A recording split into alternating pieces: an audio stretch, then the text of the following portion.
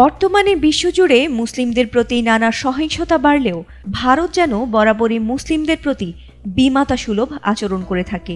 বিশেষ করে দেশটির প্রধানমন্ত্রী নরেন্দ্র মোদী উগ্র হিন্দুত্ববাদী কায়েম করতে সবসময়ই মুসলিমদের বিভিন্ন অযৌক্তিক আইনে কোণঠাসা করেই চলেছে। তবে অবাক করা ব্যাপার হলো, শত হয়রানি সত্ত্বেও সেখানে মুসলিমদের সংখ্যা বেড়েই চলেছে।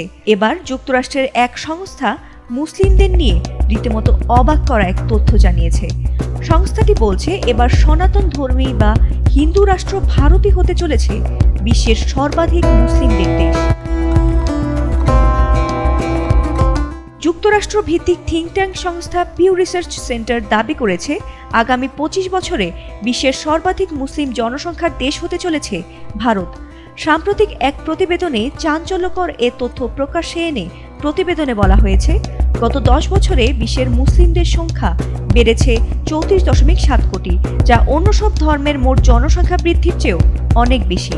বিশ্বজুড়ে মুসলিমদের সংখ্যা যেখানে 2010 সালে ছিল 23.9%, 2020 সালে তা হয়েছে 25.6%। এর কারণ হিসেবে বলা হচ্ছে, মুসলিমদের জন্মহার মৃত্যুহারের চেয়ে অনেক বেশি। তবে এই সংখ্যায় ধর্মান্তকরণের ঘটনাও রয়েছে, তবে তার পরিমাণ অনেক কম।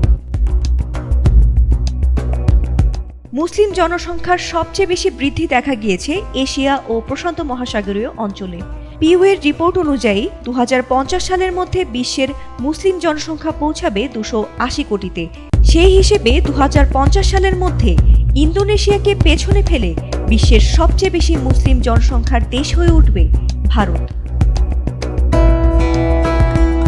অন্যদিকে সবচেয়ে বেশি হিন্দু জনসংখ্যার দেশ ভারতে হিন্দুদের জনসংখ্যা কিছুটা কমেছে।